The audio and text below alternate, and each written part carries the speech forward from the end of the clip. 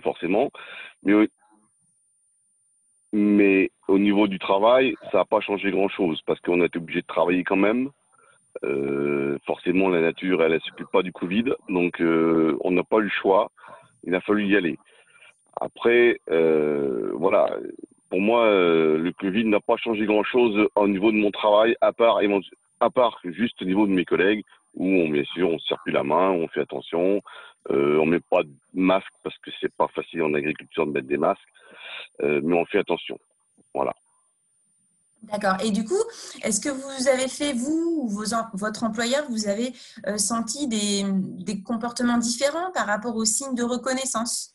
Est-ce que vous avez fait des choses différemment pour en avoir plus? Parce que ça a quand même été une période délicate voilà, sur un certain nombre de plans. Ou est-ce que votre employeur a fait quelque chose de particulier pour vous donner des signes de reconnaissance? Alors, la dernière fois qu'on s'est parlé, j'avais pas de signe de reconnaissance, chose que j'ai eue depuis.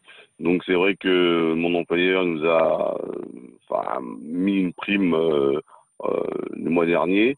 Donc bon, c'est pas justifié spécialement pour le Covid, mais je pense que ça en fait partie quand même, parce qu'on a toujours été présent pour travailler, parce qu'on n'a pas le choix. Je veux dire, la nature, elle s'occupe pas de ça, donc voilà, c'est quand même différent.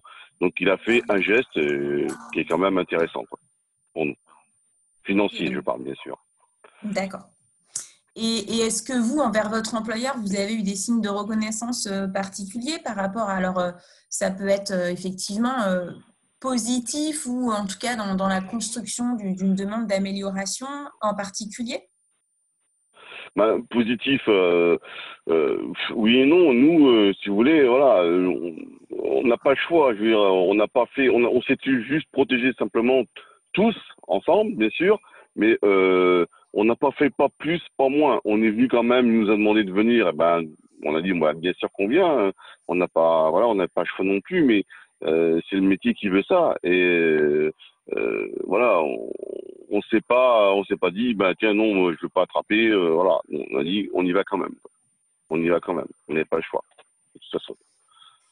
Très bien. Et on parlera tout à l'heure avec Pierrette Desrosiers d'un outil qui peut être utile pour gérer une difficulté qu'on peut avoir au quotidien. Vous Ouais. avez-vous déjà vécu une situation de mal-être au travail? Comment vous avez fait pour voilà, vous en sortir, un peu rebondir par rapport à ça? Alors, du mal-être au travail, bien sûr, je pense qu'on a tous eu. Moi, j'en ai eu. Il y en a encore un peu en ce moment. Bon, moi, ce qui me sauve un peu, je dirais, c'est mon caractère, parce que j'ai un caractère assez fort. Je sais me défendre. Mais c'est vrai que quelque part, c'est fatigant, c'est usant. On fait déjà un métier difficile et quand vous avez certaines personnes qui vous usent au travail pour des réflexions voilà, qui n'en valent même pas le coup. Donc bon, c'est vrai que c'est usant, j'avoue. Et en ce moment, ça se passe moi où je suis. J'ai un employeur qui est sympa, mais c'est au niveau de son père qui s'écrape, donc voilà, qui veut toujours être là, toujours participer. Et ça, c'est vrai que c'est compliqué, quoi, très compliqué. D'accord. Et vous avez, il y a un outil en particulier ou une attitude que vous avez eue, que vous avez trouvé bénéfique pour vous sortir d'une situation difficile comme celle-là? Bah, non, non, franchement, j'en ai parlé à mon employeur. J'essaye là, je pense que je vais en parler parce que moi, je me suis pas présenté, mais je fais partie du CMS Emploi. Donc, c'est-à-dire que c'est un groupement, c'est quelqu'un je suis en CDI au CMS Emploi et je suis mis à disposition sur des exploitations agricoles. Voilà comment ça fonctionne. Et donc, du coup, avec eux, je pense on va faire quelque chose parce que là, je peux plus en ce moment. Là, c'est compliqué en ce moment. Ils le savent, ils sont au courant. De toute façon, je parle moi beaucoup, énormément. Je dis les choses parce que je garde rien pour moi. Parce que garder pour soi, je pense que c'est pas mieux non plus. Et c'est vrai qu'eux, ils font ce qu'il faut, ils essaient de faire ce qu'il faut au niveau de l'exploitant qui m'emploie pour essayer de trouver une solution, quoi. Mais bon, les conflits de génération, ça se soigne pas, quoi. Donc, il faut faire avec ou alors on s'en va, quoi. pense pas qu'il y a beaucoup de terrain de parole ou quoi que ce soit avec ces gens-là, quoi. C'est compliqué, très compliqué, quoi. Très compliqué. D'accord, donc effectivement, Voilà. ne pas garder trop longtemps les choses pour soi, les exprimer et essayer de trouver Ah un oui. terrain d'entente. Oui, moi je pense qu'il faut dire des choses. Moi je dis des choses. Même à la personne qui est toujours en train de m'agacer, je lui dis les choses aussi. Hein. Bon, c'est vrai qu'à un moment donné, ça monte dans le ton parce que moi je me laisse pas faire, mais c'est pas une solution de travail, quoi.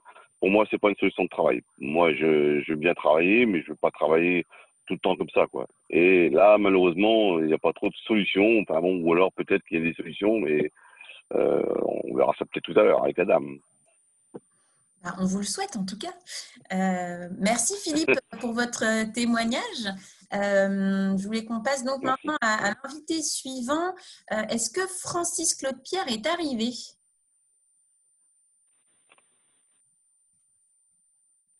Alors, si jamais Francis est arrivé, il faut ouvrir le micro, parce que là, tout le monde a son micro éteint. Donc, ça veut dire que Francis n'est peut-être pas encore parmi nous. Alors, je vous propose qu'on passe avec notre dernière invitée, c'est Pierrette Desrosiers. Bonjour Pierrette. Alors voilà, bonjour, comme ça on vous voit et on vous entend, super. Pour vous, j'avais des questions un petit peu particulières par rapport à donc, votre rôle.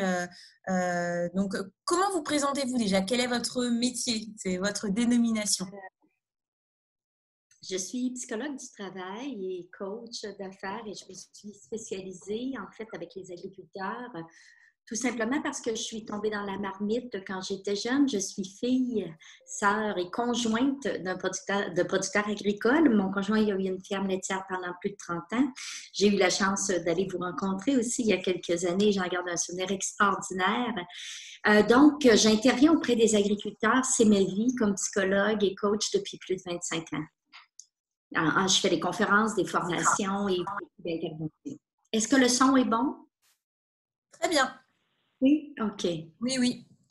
Alors, la première question que je voulais vous poser, c'est vous parlez régulièrement des 3 questions socratiques. Est-ce que vous pouvez nous dire quelles sont-elles et comment peuvent-elles nous aider à prendre du recul, pardon. Oui, en fait, les questions socratiques, c'est un outil qui nous vient, ce qu'on appelle la thérapie cognitive comportementale. Ça vient supposément de Socrate ce sont 3 questions qui nous aident à prendre un recul et je vais vous les nommer parce qu'on dit, en plus des histoires qui nous arrivent, des histoires réelles, c'est-à-dire on a des difficultés, il arrive des événements de vie, il y a plein de choses. On va regarder comment les histoires qu'on se raconte sur nos histoires viennent en mettre sur la situation. C'est-à-dire qu'on a tous des petites cassettes qui tournent dans notre tête. On se parle constamment. On dit qu'on a comme un discours interne. C'est pour ça qu'on appelle ça les petites cassettes. Et je vais vous donner des exemples concrets pour appuyer ça. Mais c'est les 3 questions socratiques qui nous viennent supposément de Socrate, grand philosophe grec, sont « est-ce vrai »,« est-ce bon » et « est-ce utile ». Et je vais vous démontrer, par exemple, dans des cas très précis, j'ai eu des clients qui, à cause de la pandémie, avaient déjà une situation précaire au niveau de l'entreprise laitière. Ils avaient déjà là, une situation très, très difficile avant pour différentes raisons. Alors, ils ont dû faire face à une réalité de fermer les portes. Ça s'en vient, ils vont devoir faire faillite. Et dans le même couple, voyez-vous, l'histoire, c'est qu'il y a une histoire réelle, on a une situation difficile, pour différentes raisons, on s'en va peut-être vers la faillite, et on a madame et monsieur. Madame se dit, c'est très difficile, c'est triste, mais on va s'en sortir. Il y a une vie aussi après. L'histoire qu'elle se raconte, c'est qu'on est capable de s'en sortir, puis on n'est pas en train de se dire que c'est beau, puis c'est rose, on n'est pas dans le film des Calinours. Monsieur, lui, se dit, a la croyance ou des croyances qu'il ne vaut plus rien, que sa vie est terminée, que tout le monde va le juger, qu'il ne pourra plus jamais rien faire d'autre, qu'il n'existe aucune vie après ce métier-là, après cette ferme-là, que son père va lui en vouloir toute sa vie, bref. Alors, voyez-vous, les histoires qu'on se raconte d'une situation X, premièrement, quand on dit est-ce vrai que parce que je fais faillite, je ne suis plus rien?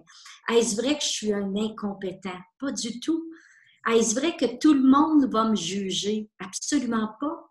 Il se peut qu'il y ait quelques personnes qui ont un jugement, mais la grande majeure partie des gens, comme sa femme lui disait, ils vont comprendre, ils savent comment on a travaillé. Alors, l'idée des questions socratiques, c'est de prendre un recul et d'observer qu'est-ce qu'on est en train de se dire. Parce que si je me dis que je ne vaux plus rien, que ma vie est terminée et j'y crois, bien entendu que je serai encore plus dépressif. Et c'est ce genre de croyance-là qui peut conduire jusqu'à l'extrême. Alors, à partir de là, Céline, je vous redonne la parole. Est-ce que ça fait du sens jusque-là? Est-ce que vous voulez me poser des questions sur cette partie-là? Ça pose bien les bases. Si ça ne vous dérange pas, Pierrette, je vais passer la parole à Francis, comme ça va permettre d'avoir un deuxième témoignage. Et les deux autres questions que j'avais pour vous illustreront du coup avec ce témoignage. Alors, bonjour Francis. Bonjour à tous. Donc Francis, vous êtes éleveur bio en Meurthe-et-Moselle. En Lorraine, oui. Voilà, on voulait vous demander, on vient d'avoir un salarié agricole qui a témoigné. Qu'est-ce que le confinement a changé pour vous, votre environnement et vos clients? Alors, le confinement, chez nous, on ne l'a pas vu passer, puisqu'on était dans une activité de production alimentaire qui n'était pas soumise au confinement. Donc, on a continué notre vie comme elle était avant. Moi, j'ai été malade quelques jours. Est-ce que c'était le Covid? Ça y ressemblait. On a des associés, on a des salariés, on a tous fait comme si la maladie n'existait pas. On a continué à traire nos vaches, à aller dans les prés, à circuler pour nos fournitures. On a continué de vendre nos fromages qui sont toujours partis. Notre lait a toujours été collecté. L'électricité qu'on produit, elle a été injectée au réseau et payée par EDF comme d'habitude.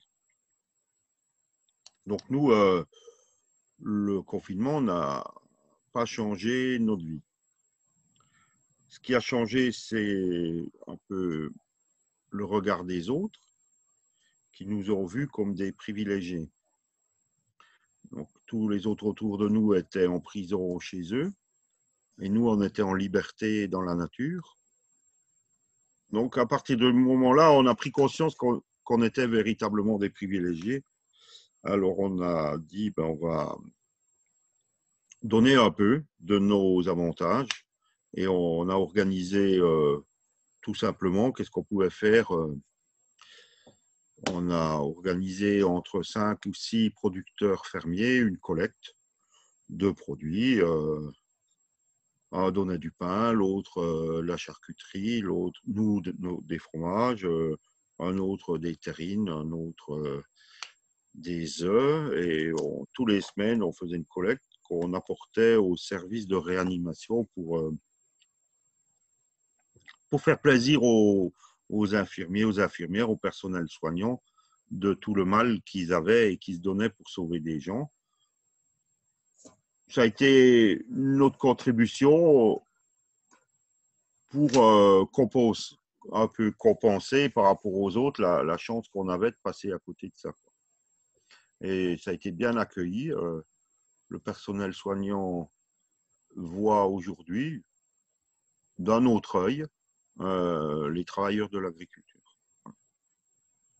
Oui, donc vous avez donné de la reconnaissance parce qu'en quelque sorte, quand on reçoit des beaux produits comme ça, de manière spontanée, ça a dû quand même leur amener de la réjouissance sur, oui, le travail qu'on fait dans les hôpitaux, c'est quand même important, les gens le voient, et puis derrière, en vous remerciant, l'équipe vous a amené de la reconnaissance aussi. Ouais, et ils ont découvert qu'on pouvait, nous, paysans, être solidaires, qu'on savait produire des excellentes choses et qu'on savait reconnaître le travail des autres qui mettent leur vie en danger pour nous sauver quand on est malade. Et ça, c'était important de le faire. Et on avait, grâce à la liberté qu'on avait pendant le confinement, je pense qu'on était en devoir de le faire. Voilà. Et ça me fait penser aussi, on a beaucoup parlé des producteurs qui avaient une partie vente directe, que la reconnaissance vis-à-vis des consommateurs en direct avait changé. Est-ce que vous l'avez perçu, vous aussi? Oui, alors, pas mal de mes collègues ont un magasin ou à la ferme ou sont dans un collectif de magasins de producteurs. Nous, on n'est qu'au début de la démarche, donc on fait que produire pour l'instant. Et les magasins de producteurs ont vu leur clientèle augmenter de 50 voire 100% pendant le confinement. Des producteurs en direct avaient des visites de gens qui venaient s'approvisionner à la ferme. Alors, pour deux raisons, parce qu'ils y trouvaient leur compte, parce qu'ils ont découvert que finalement, c'était bon et pas plus cher qu'ailleurs. Et surtout, c'était une excuse par rapport aux gendarmes de sortir pour s'approvisionner. Donc, au lendemain du confinement, certains producteurs ont vu leur vente retomber à zéro. Ah oui. Que dès le lendemain, les gens sont repartis au supermarché. Mais pas tous. Il y a les magasins de producteurs ont vu leur fréquentation augmenter de 50-60% globalement. Et aujourd'hui, il reste 15 à 20% en plus de clients qu'avant le confinement. Donc, il y a quand même eu une reconnaissance du public par rapport au circuit court. Une découverte aussi pour certains. Beaucoup de gens ne soupçonnaient pas qu'il y avait un magasin de producteurs dans un rayon de 10 km autour de chez eux, quoi. Mais oui, effectivement, oui. Ok.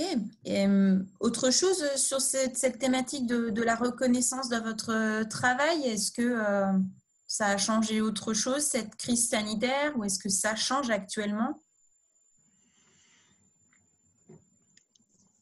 Encore aujourd'hui, le monde agricole souffre d'un manque de main-d'œuvre. Il y a eu une grave crise au printemps par rapport à la fermeture des frontières, où la main-d'œuvre occasionnelle, qui souvent vient du Maghreb, des pays de l'Est, du sud de l'Europe, ne pouvait plus venir. Donc, il y a eu des gros efforts de communication pour recruter beaucoup de jeunes ou de Français pour aller cueillir dans les champs. Donc, il y a eu, oui, il y a eu des gens qui sont retournés faire ces travaux-là. Pour certains, c'était une découverte. D'autres l'ont fait parce que ça leur donnait l'occasion de sortir de leur petite prison. Et malgré tout, je ne suis pas sûr que ça a fait naître beaucoup de vocations parce que aujourd'hui, un éleveur qui a besoin d'un vacher, d'un porcher, d'un salarié spécialisé dans l'élevage ou pareil dans nos industries agroalimentaires sur les territoires, il y a un gros manque de personnel motivé pour faire les métiers de l'agriculture. Même s'il y a eu un petit plus grâce au confinement. Oui, il y a encore du travail à faire à ce niveau-là. Il y a un petit truc qui est lancé, là, il faut le continuer, il faut l'amplifier. Mais aujourd'hui, il y a énormément de chômage, mais il y a plein d'offres d'emploi qui ne seront jamais satisfaites. Oui, c'est ça. Merci Francis pour votre témoignage. Je vais du coup redonner la parole à Pierrette. Vous étiez en train donc, de nous expliquer quelles étaient les 3 questions socratiques et comment on pouvait les utiliser dans une situation difficile pour prendre du recul. Vous me disiez quand on a préparé la radio la dernière fois que bah, voilà, malgré la pandémie, les projets continuent en fait. Oui, c'est une réalité difficile, compliquée, qui amène des difficultés, mais on peut toujours continuer pas à pas à faire les actions, ce qui est important pour nous. Oui, absolument. L'idée, c'est de continuer à fonctionner en fonction des valeurs que l'on a. On peut toujours aller en fonction des valeurs que l'on a. Parfois, les objectifs précis qu'on s'était fixés, on devra les revisiter. Mais, et je donne l'exemple, par exemple, si c'est important d'avoir des contacts avec les autres, bon, à un moment donné, nous, au Québec, là, on vit une situation en ce moment, c'est en train de changer aussi. On rentre dans la deuxième vague comme vous, et là, on est en train de reconfiner. Bien, comment on peut le faire autrement? Et l'idée, c'est de continuer à travailler en fonction des valeurs que l'on a. Si c'est important pour moi de connecter avec ma famille, je ne pourrais peut-être pas le faire. Et ça, il faut être réaliste de façon physique parce qu'on a une situation. Mais je peux encore téléphoner, je peux encore faire du vidéo, je peux encore prendre des nouvelles, on peut encore échanger. J'ai des producteurs aussi qui ont dû remettre des projets sur la glace, bien entendu. Bon, certains, on voit encore deux réactions. Certains disent c'est épouvantable, je ne pourrais pas faire mon projet cette année. L'autre se dit, avec un recul, ben écoute, c'est pas ce que j'aurais souhaité, mais comme j'aime bien ce que Francis a dit, d'autres producteurs sont là en train de dire, écoute, nous au moins on a la liberté, on est dehors, on a la nature. Fait qu'ils sont capables de nuancer et de relativiser le fait que je ne ferai peut-être pas le projet cette année pour différentes raisons, parce qu'on manque de main-d'œuvre, mais c'est beaucoup de voir l'attitude que l'on a, l'histoire qu'on se raconte. Certains producteurs ont perdu beaucoup de légumes pour différentes raisons. La main-d'œuvre, nous aussi, on a eu un problème de main-d'œuvre étrangère qui n'est pas arrivé. Il y a eu une pénurie. Et il y a un producteur qui me dit, oui, j'ai perdu beaucoup de laitue au champ. Puis beaucoup, là, c'était, il a perdu beaucoup, beaucoup de dollars. Mais il dit, j'ai encore la vie, j'ai la santé, j'ai mes enfants. Alors, c'est triste, c'est difficile, mais c'est pas catastrophique. Alors, les gens qui sont capables de prendre un recul et d'écouter, d'observer ce qui se dit par rapport, je peux toujours empirer ma situation par rapport aux histoires que je me raconte. Et comme je dis aux gens, je ne suis pas en train de dire qu'il n'y a pas eu de conséquences importantes là, pour des personnes. Mais être capable de continuer à agir là où on a du pouvoir. Donc, les questions socratiques, est-ce vrai que ma vie est finie? Non, la vie n'est pas finie. Est-ce vrai que tout le monde va me juger? Et comme Francis le dit, ça a été une opportunité pour beaucoup de gens de reconnaître le travail des agriculteurs. C'est sûr qu'on souhaite que ça va rester, là, mais nous, ici au Québec, plusieurs ont réalisé le travail incroyable, se sont mis à acheter beaucoup plus des produits québécois, des produits locaux. On a valorisé beaucoup, beaucoup ça. Alors, il y a une espèce de retour, de reconnexion qui est là et on a parlé de reconnaissance. On sent que les citoyens, les urbains reconnaissent beaucoup plus le travail de nos agriculteurs et agricultrices. Et ça, là, je me dis, tu sais, même dans les pires catastrophes, il y a toujours des choses positives à ressortir. Et ça, c'est super important parce que c'est sur ça que je travaille depuis des années aussi, à ce qu'on reconnaisse le travail de nos agriculteurs. Je sais, en France, vous parlez paysan. Nous, ici, on est l'homme agriculteur, mais on fait toute partie de la même grande famille. Et on s'est aperçu de ça au Québec, à quel point les gens ont fait, mais mon Dieu, comme ils travaillent fort, comme on leur doit, de la reconnaissance pour un grand nombre de personnes. Donc, il nous appartiendra après ça à nous à continuer ça de faire connaître le métier qu'on exerce.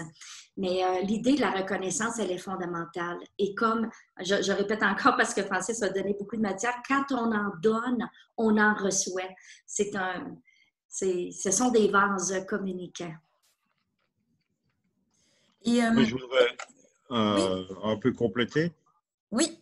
Donc, n'y a pas eu de la reconnaissance que pour les agriculteurs, il y a eu de la reconnaissance pour tous ceux qui sont dans les métiers qui satisfont aux besoins primaires de la vie. Absolument. Alors, nous, on en fait partie, on a une grande partie là-dedans, mais ceux qui s'occupent de l'eau, ceux qui s'occupent de l'énergie, qui s'occupent tout ça. Les gens ont repris conscience que les besoins primaires de la vie, c'était à la base de notre mode de vie. Et ça, avant le confinement, c'était presque devenu dû qu'on ne faisait même pas attention à ça.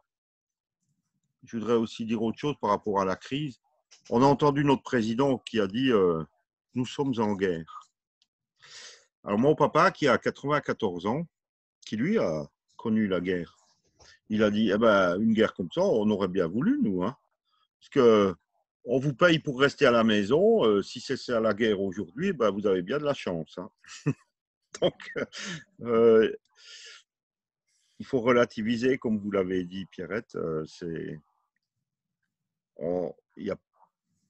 On a gardé pour la plupart notre santé et on va retrouver le mode de vie qu'on avait avant. Il faudra un peu de temps, mais c'était pas si dramatique que ça, quoi.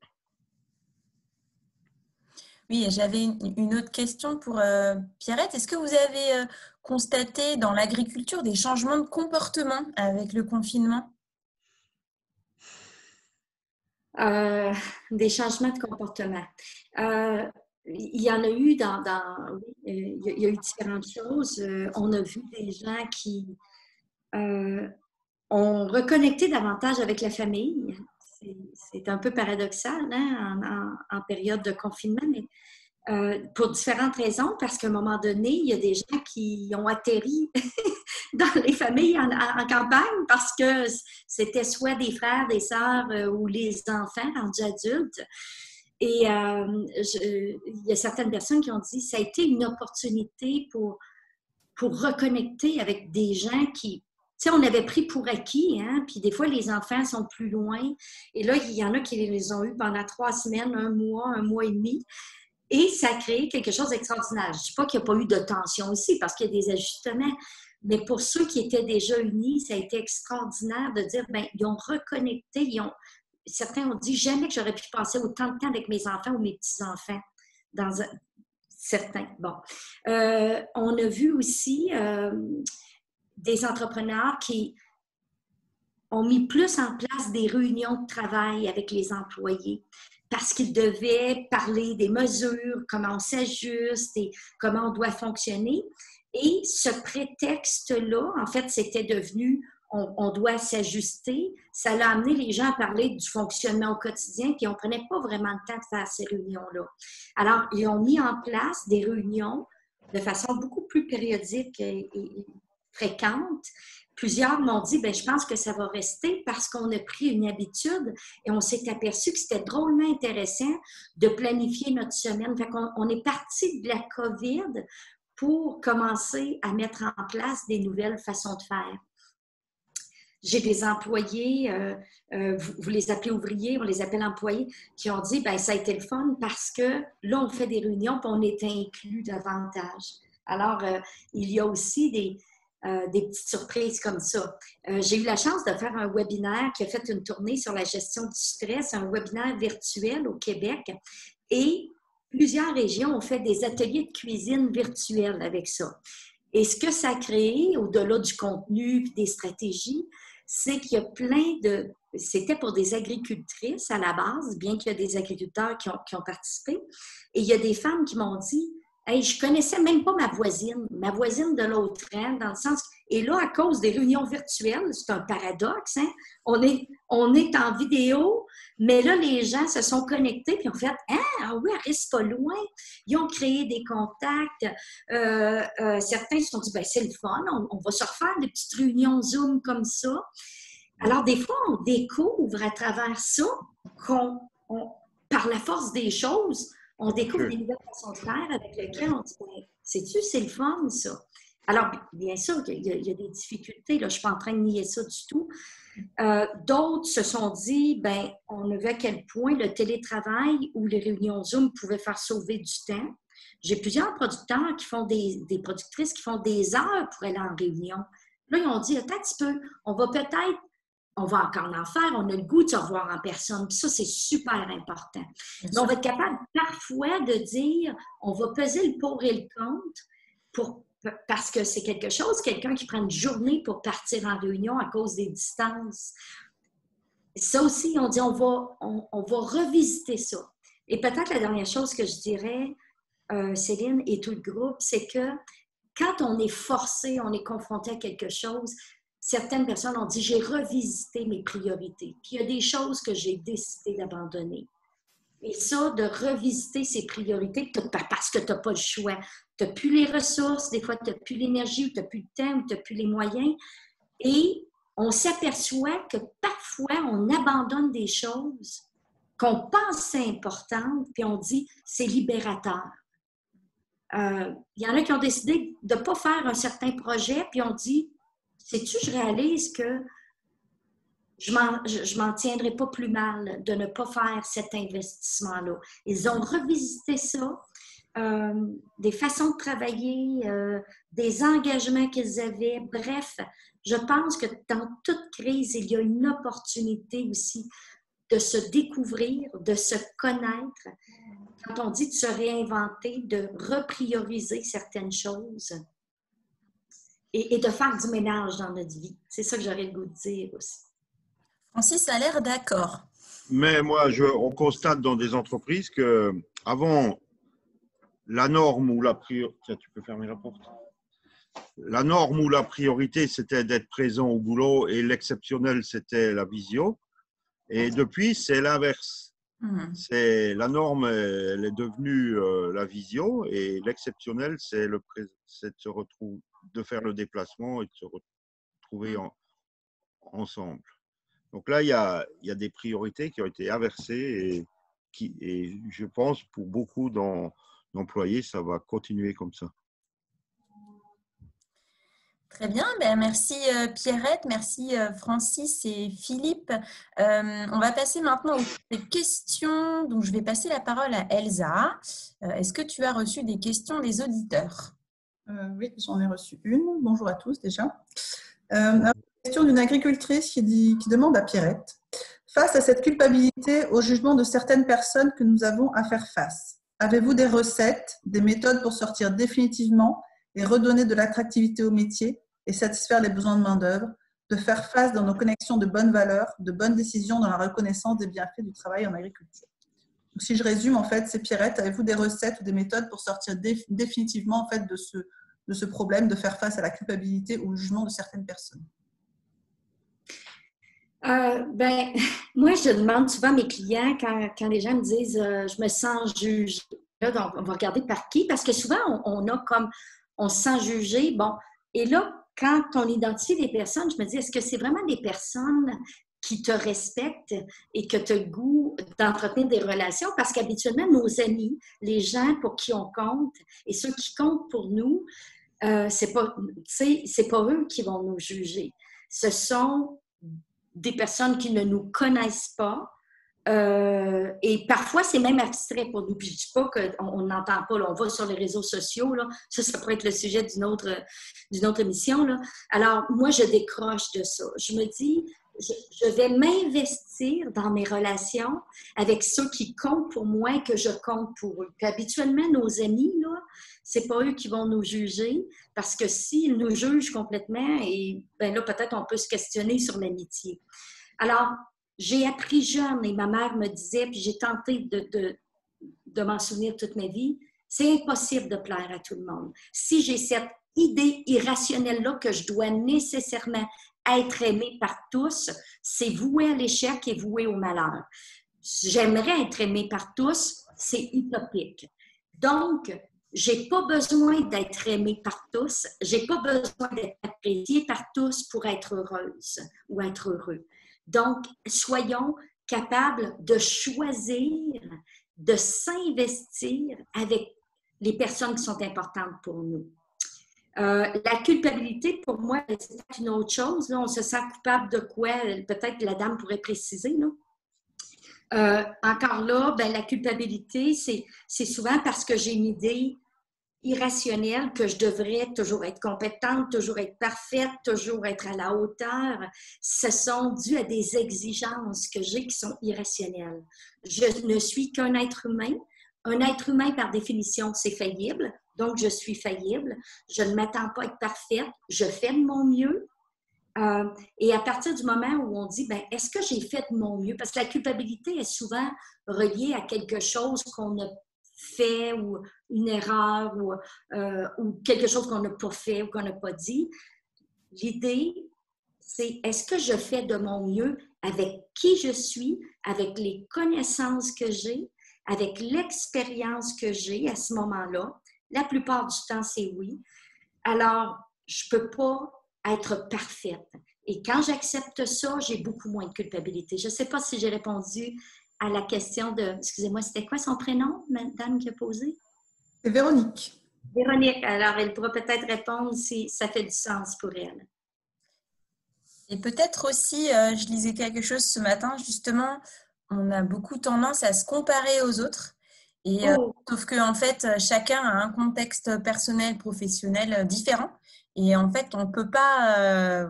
Il faudrait éviter de se comparer aux autres pour justement déculpabiliser. Ça aide aussi.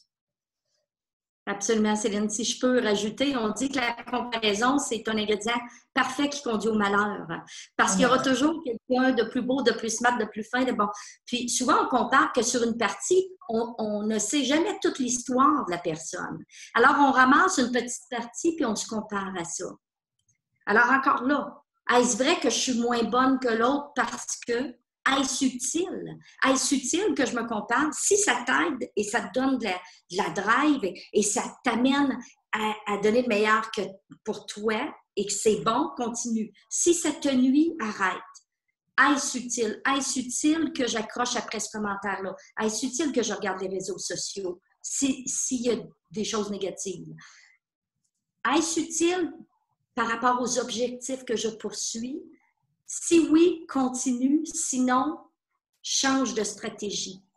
Mais c'est pour ça qu'il faut s'arrêter parfois, pour ne pas se laisser entraîner dans notre dérape émotionnelle parfois. On est parti là-dedans. C'est humain, là, ce que Véronique a dit. On est porté à être très vulnérable au jugement. Mais on oublie de dire, wow, attends un petit peu, là. C'est pas tout le monde qui me juge.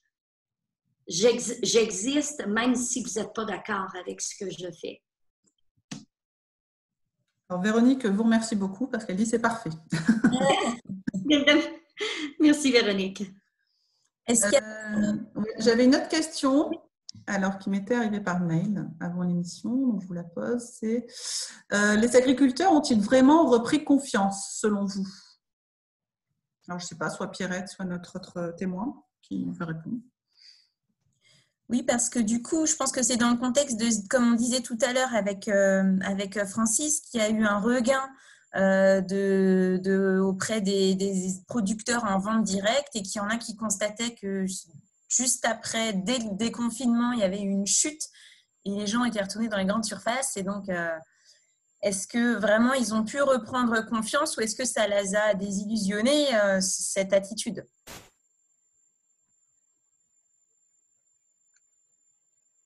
Je ne sais pas qui c'est. Il y a peut-être aussi un intervenant qui aurait une expérience à partager.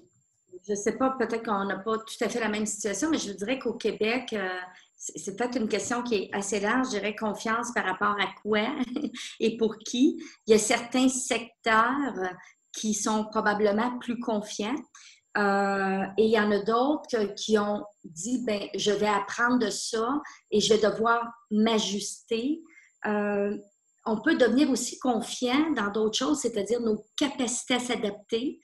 Il y a des gens qui ont été surpris de dire, je réalise que je suis plus fort que je pensais pour passer à travers ça. Alors, la confiance se bâtit aussi lorsqu'on a des difficultés et qu'on arrive à les surmonter. Donc, moi, c'est la partie que je dirais. Je vais laisser la parole peut-être à Francis ou d'autres intervenants. Oui, donc là, il y a une personne qui écoute qui nous dit qu'elle confirme que le retour des consommateurs franciliens dans les supermarchés a déçu beaucoup de producteurs. Et je vous invite à ouvrir votre micro hein, si vous voulez intervenir en direct et poser une question. N'hésitez pas. Voilà, je ne sais pas si Elsa, tu avais d'autres questions ou si on peut… J'avais juste une question, mais c'est une question un peu annexe par rapport à la thématique. C'était sur le phénomène, alors je suppose pendant le confinement, l'expansion des activités de conseil et de formation en autopilotage. Et du coup, voilà, la question c'était que pensez-vous de ça? Quelles sont les limites et les opportunités de ce genre de dispositif, quoi, de se former en autonomie en fait.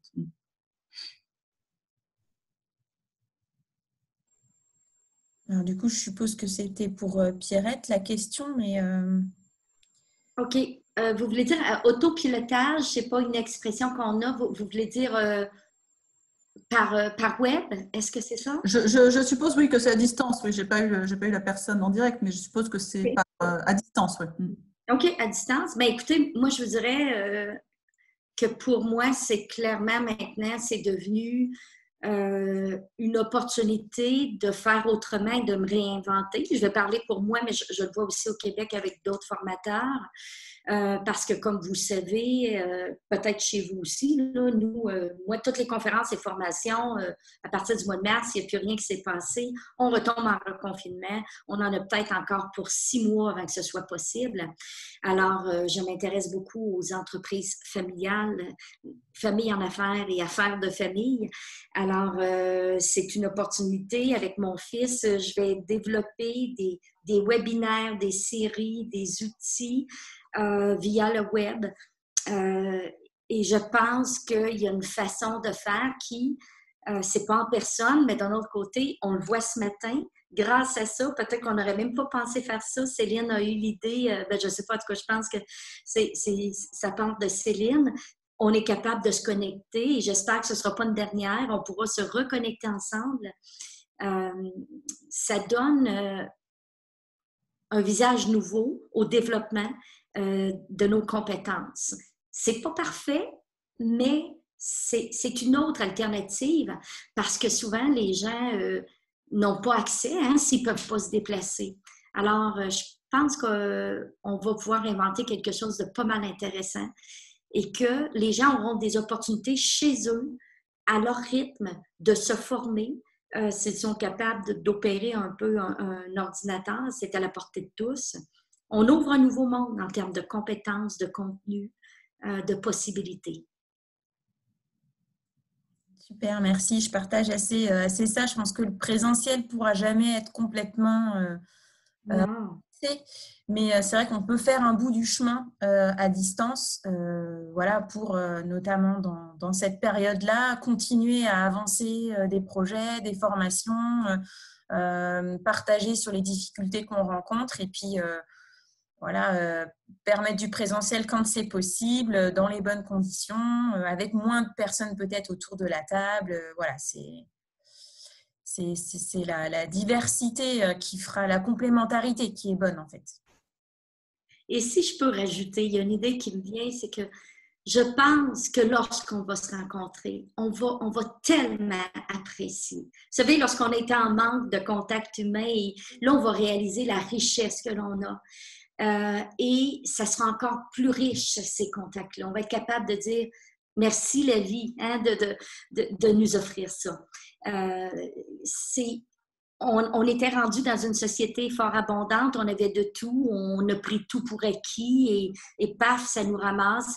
Alors, je pense que c'est une opportunité aussi pour connecter avec la gratitude et après ça, de regarder, de ne plus rien prendre pour acquis, ce qu'on avait pris pour acquis. Mais en même temps, comme je dis, moi, je pense que je vais reconnecter avec les gens de diverses régions, de divers pays. Ça n'aurait pas été possible avant, où je me serais, en tout cas, je me serais peut-être pas forcée à le faire.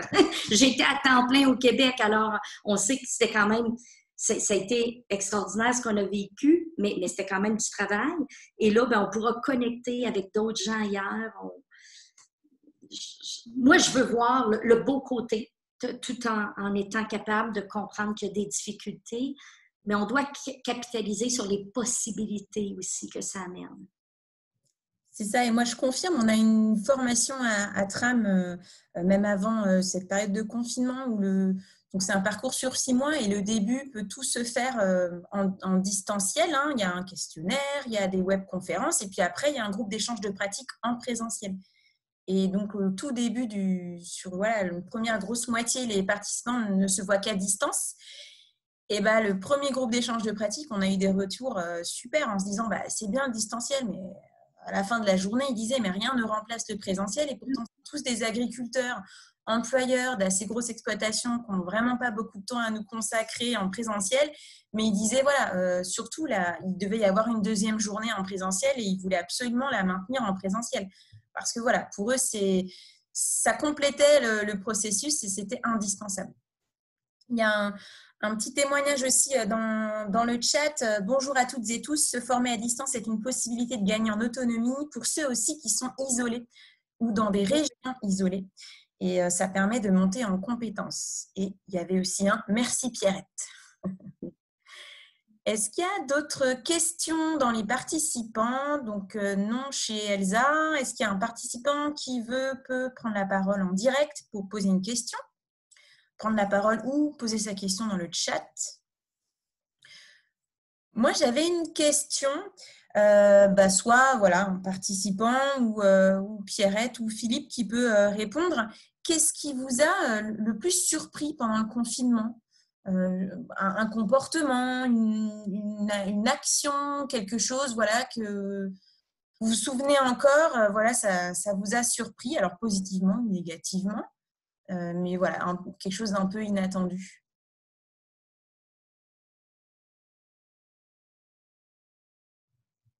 Alors Elsa, Antoine, vous pouvez aussi prendre la parole. Notre thématique aujourd'hui, elle était sur la reconnaissance. Donc si ça peut être un témoignage par rapport à un signe de reconnaissance que vous auriez eu, qui vous a surpris dans cette période un petit peu particulière. Si personne parle, je vais oser parler.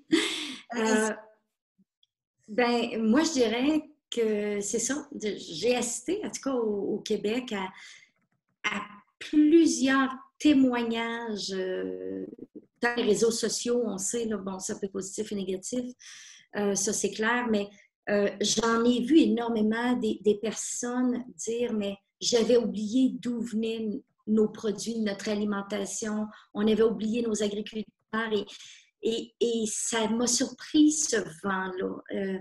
Et bien sûr, comme Francis le dit aussi, qu'on a pris le temps d'apprécier aussi ceux qui s'occupent du personnel soignant, nos infirmières. Nos infirmières, on a eu de grandes manifestations positives devant des locaux. On a eu des gestes de gratitude où est-ce que des gens ont été aussi livrés des produits, ont donné des produits. Je pense que ça l'a touché et ça l'a touché, ça le fait appel au meilleur. Ça peut faire appel au pire, oui, quand on a des tragédies, mais ça le fait aussi appel au meilleur de nous. Et cette communauté-là de partage, qu'est-ce qui en restera, on ne sait pas, mais au moins on l'a vécu, on l'a eu et ça a été un baume pour plusieurs. Pour nos enseignantes aussi, beaucoup de témoignages de gratitude et les gens qui s'occupent de nos tout petits bébés dans les garderies. On s'est attardé à ce que l'autre fait et ce que l'autre est aussi.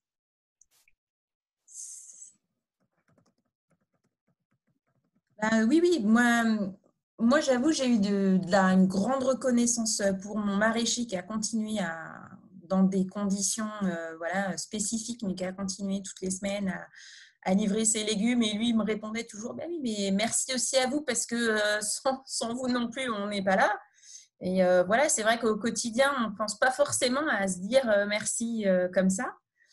Et il y a un témoignage intéressant aussi dans le chat, une surprise inattendue et positive, c'est côté personnel, c'est le fait de la capacité à tous, parents et enfants, à la maison, à travailler ensemble.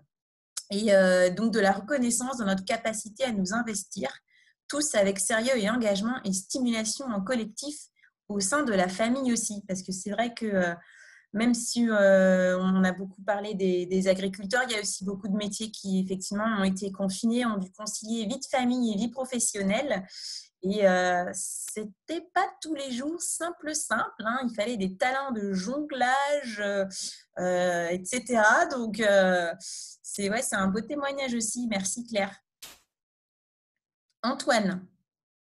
Oui, moi, j'ai envie de vous dire que avec ce Covid, on a pris conscience de notre fragilité, globalement, enfin individuellement, mais aussi globalement. Je pense qu'on avait une vision de l'homme qui était tout puissant sur les éléments, sur la nature, sur l'économie, sur les moyens de transport, sur tout un tas de choses.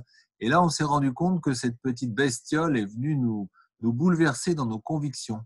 Et moi, je trouve que c'est très bien parce que ça nous met un petit peu plus humbles vis-à-vis de la nature, vis-à-vis de notre environnement, vis-à-vis de nos capacités financières, par exemple. Avoir beaucoup d'argent, c'est important, mais si on ne peut rien en faire parce qu'on est confiné, à quoi ça sert? Voilà, si les restaurants sont fermés, si les bars sont fermés, si on ne peut plus aller boire un coup avec les copains, ça met en face de notre fragilité.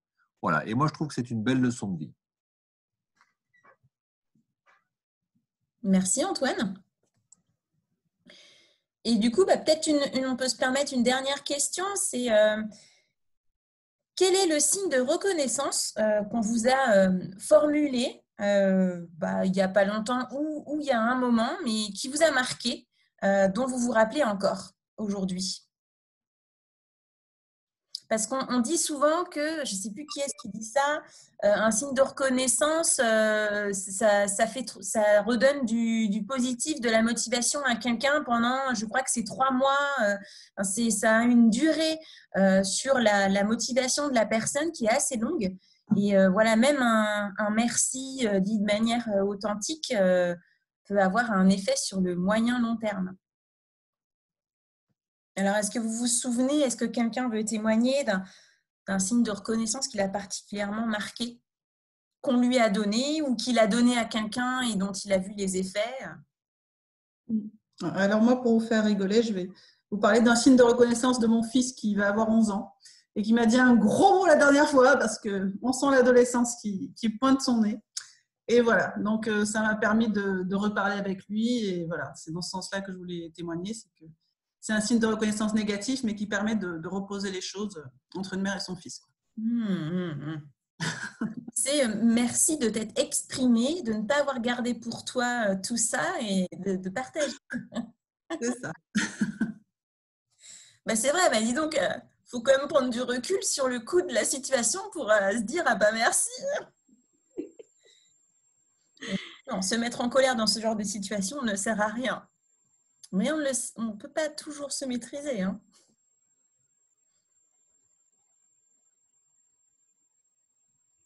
Alors voilà, il y a Claire qui témoigne et qui dit que elle a, pendant le confinement, donc elle gère le réseau Bienvenue à la ferme en Île-de-France et elle a eu des remerciements pour son écoute quand elle avait des appels des adhérents pendant le confinement et du coup, voilà, elle a retrouvé beaucoup de sens dans son métier. Donc, une oreille attentive.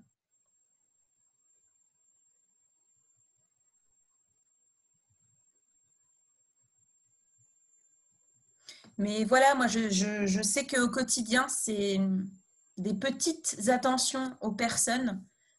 C'est pas forcément quelque chose d'énorme. C'est pas forcément inviter sa famille à Disneyland Paris qui va avoir l'effet le plus durable. Mais parfois, c'est un tout petit truc voilà, du quotidien où on va dire merci à quelqu'un et qui s'y attend pas forcément parce que pour lui, soit c'est normal, soit voilà, il le fait comme ça. Et c'est dans ces moments-là, je trouve que ça a le plus d'effet, en fait. Mais il faut y penser. Il faut avoir le réflexe de donner des signes de reconnaissance. Et en général, plus on en donne, plus on en reçoit.